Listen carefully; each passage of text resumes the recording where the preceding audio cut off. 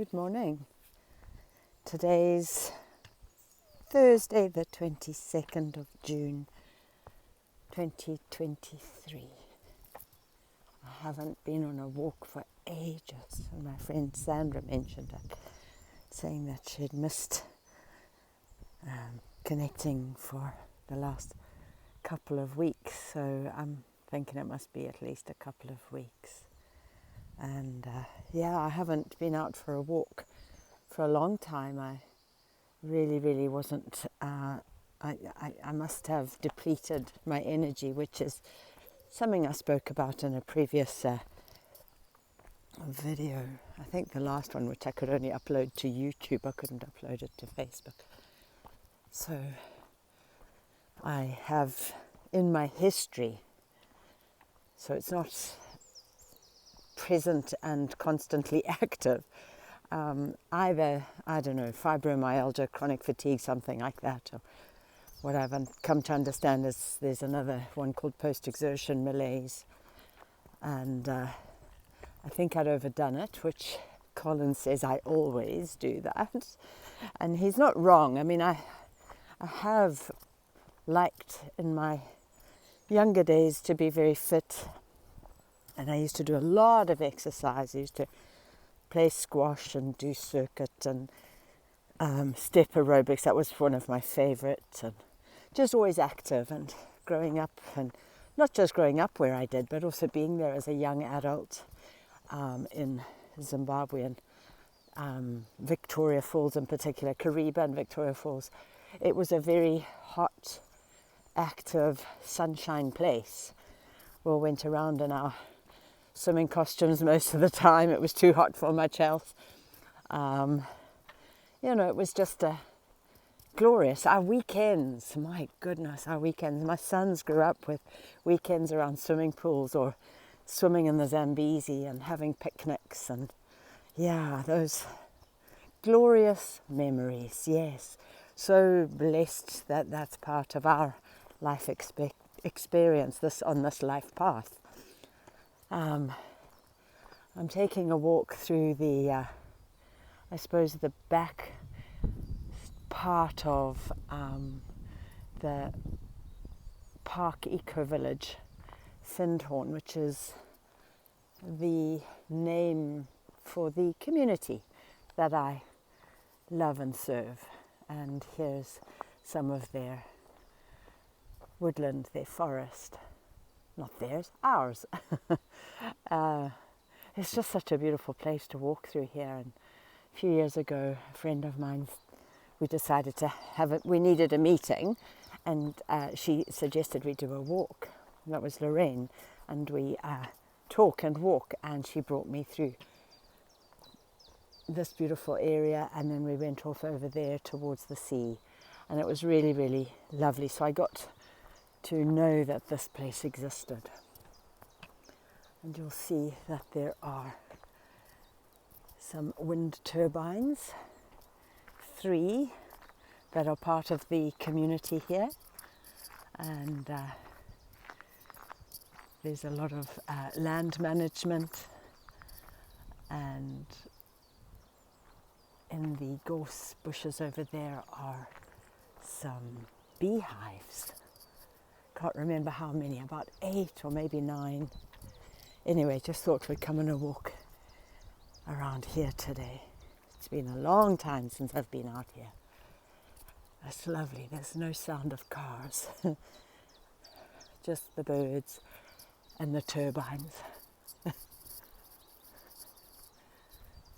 So anyway, I had this, I was very fit, very strong, fit and healthy, and then somewhere down the line I got sick, and it felt like I did actually have malaria. I got it really badly. And when I say really badly, no, not cerebral or anything, but took a couple of treatments, and eventually I had quinine, which, by the way, is horrible. So, it's a really unpleasant drug. But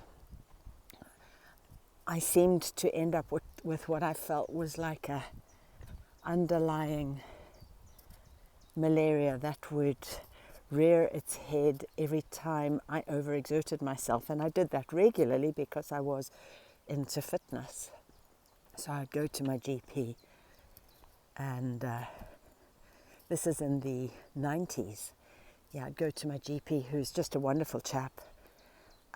Lives in Australia now, him and his wife, Langton and Cleaner.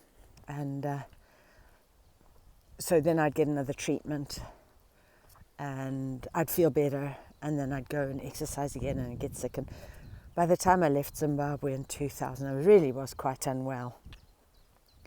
Had no idea what was going on, and there was nothing I could do. I mean, I was a single parent of 3 sons and the only breadwinner, and I had to work.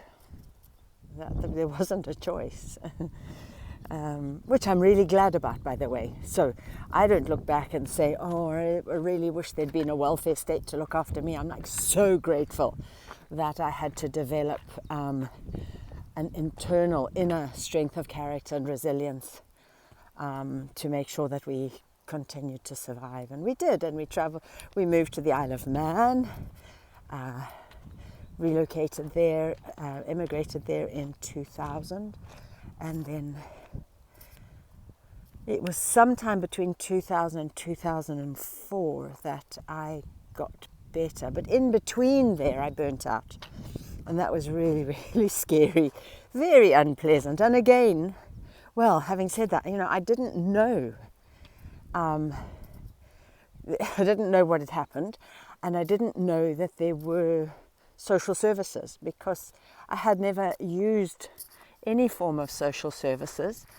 So when this happened to me, I just got up every morning and went to work, even though I'd achieved burnout, which wasn't a lot of fun, I can tell you, and quite scary, because my brain stopped working properly.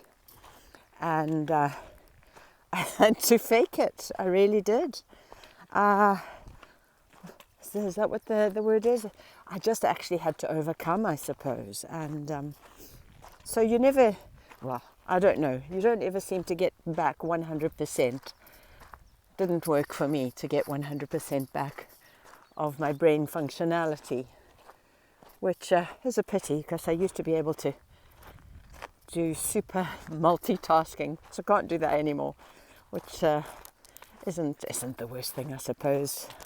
Being able to do too many things at one time is what causes the problems, instead of just slowing down and settling on one thing. Anyway, so it seems that I have got this in maybe it's in my memory cells. So if you can see there the sign, if you go to the left, 1.5 miles will take me to Findhorn village. To the right, 5 3/4 miles will take me to Rosal Berg Head. And then the Findhorn Foundation, which is where I've just come from, is a 1/4 mile back that way. So we'll just go this way.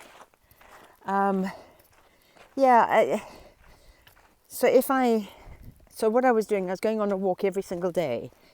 And what started off as a 20-minute walk became a 30, 40, 50, 60-minute walk, because that's my nature, to always push a little bit further and to go a little bit faster and to do too much. Colin tells me this all the time. Now, I'm not sure if it's going to be a lesson that I learn, because I want to be fit, strong, healthy and well, and I am. Or will I just always keep putting myself back until I finally learn the lesson?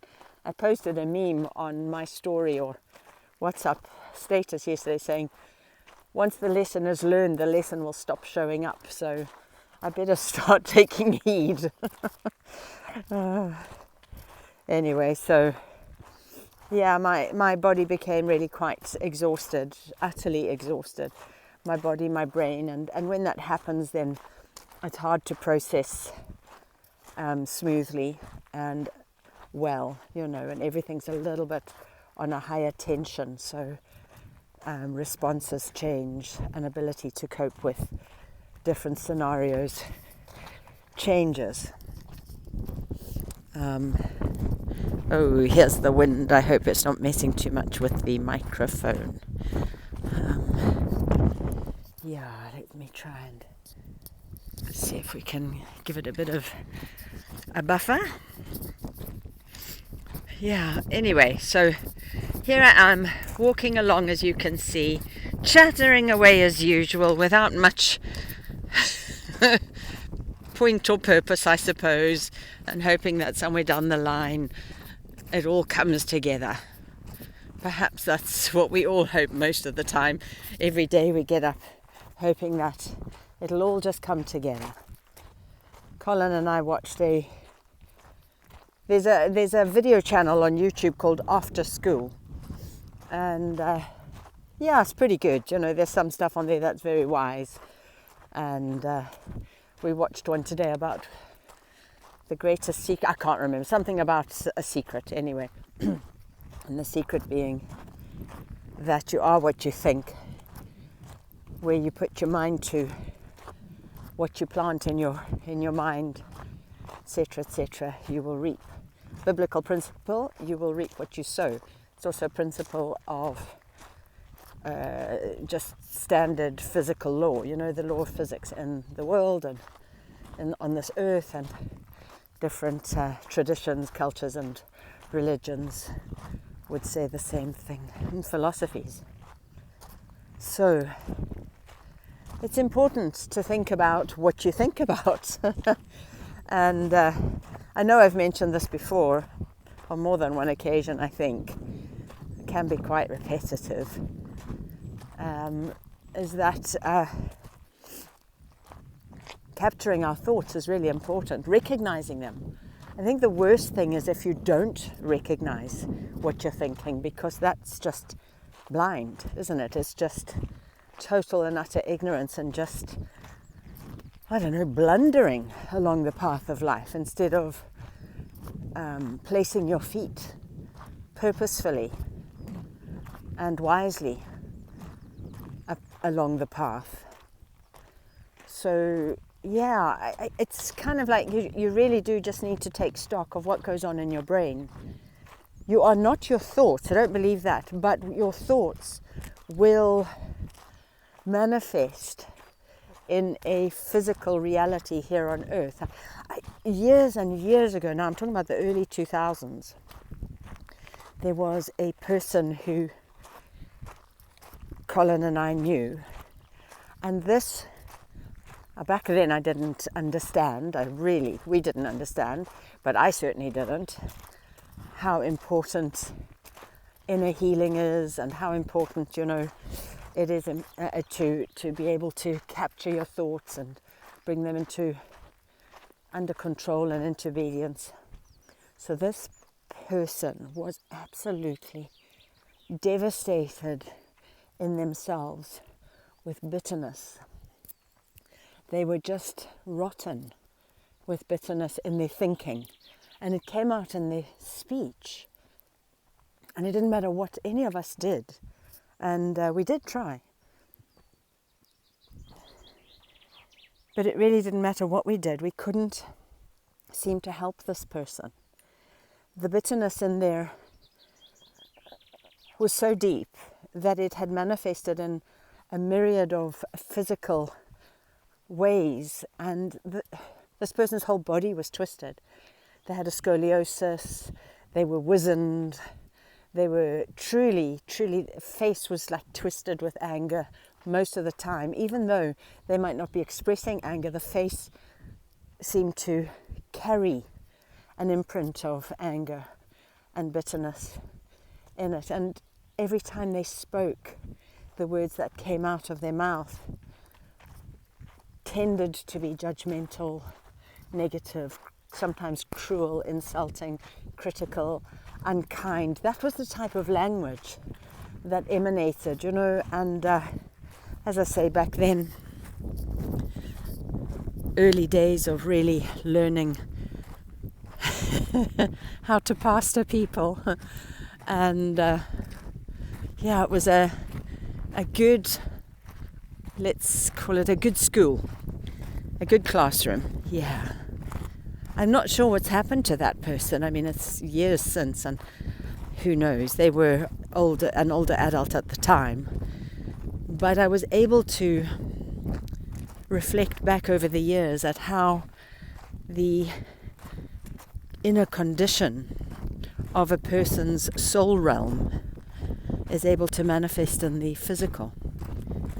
And then leap years ahead, Dr. Michelle Stradom, who teaches that no disease is incurable, goes along those lines. And she's not the only one. I think there's Henry Wright from America, who says the same thing. And many people will, actually, many psychologists and neurologists will say that the health of your thought life actually affects the health of your physical life. So many people understand that cancers come from unresolved pain, trauma, negative thinking, self-hatred, criticism. There's any number of ways that we can do damage to ourselves, and unforgiveness and regret and all these things. And so I can't prove anything one way or the other. I can only say that capturing thoughts, bringing them into obedience, controlling them will help you control your emotions. And controlling your emotions will help you lead a more stable, balanced, happy life. Is this easy? No. Should it be? No. We really don't truly value that which comes too easy. But if it is your desire. So a bit like what this guy was saying on the video that we watched, the YouTube thing that we watched. You get to choose whether to succeed or fail, because it happens in your mind. And so if you want to overcome a situation, and it might be a mental or emotional, physical, go inside, ask your inner voice, your higher self, Holy Spirit. Many people have different ways of recognizing the quiet inner voice. And ask yourself where you can change negative, toxic life patterns, thought patterns. And there are things you can say on a daily basis. You can break down curses and negative words and criticisms and insults. But remember, if you're the one is criticizing or insulting yourself, you need to deal with that. The other external stuff is just the attractor, because you have that in yourself. If you hold that as a magnetic attraction, it's amazing how much of that will come to you. So maybe, I would say take stock of your own garden. Have a look. Where do I do these things that I find so personally offensive, hurtful, etc.? And then, just forgive yourself. Recognize it. Become aware of it. And where appropriate, make amends. It might mean that you have to say to somebody, I'm really sorry for that thing I said or that thing I did. I can't make it better, but I can take accountability for it. And then leave it. Because I think I've mentioned the word before, tetelestai. It is finished. Paid in full.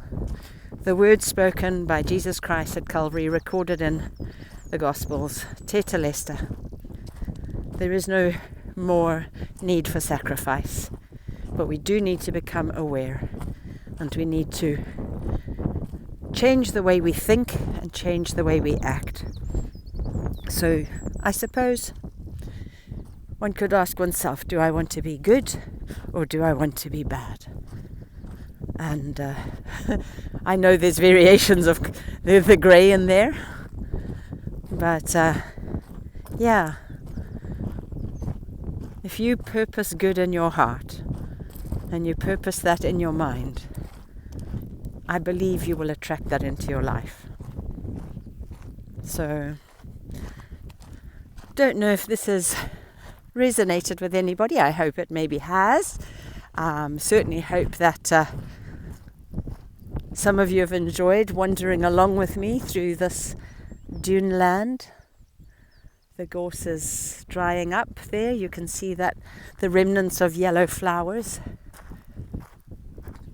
It's cool today, which I'm very grateful for. I recognize that I really struggled with the heat over the last couple of weeks. And hope you have a magnificent, gorgeous, glorious, blessed day. So saying cheerio, sayonara, and totsiens. Lots of love. Oh, I dropped the phone. And lots of love and blessings. Bye.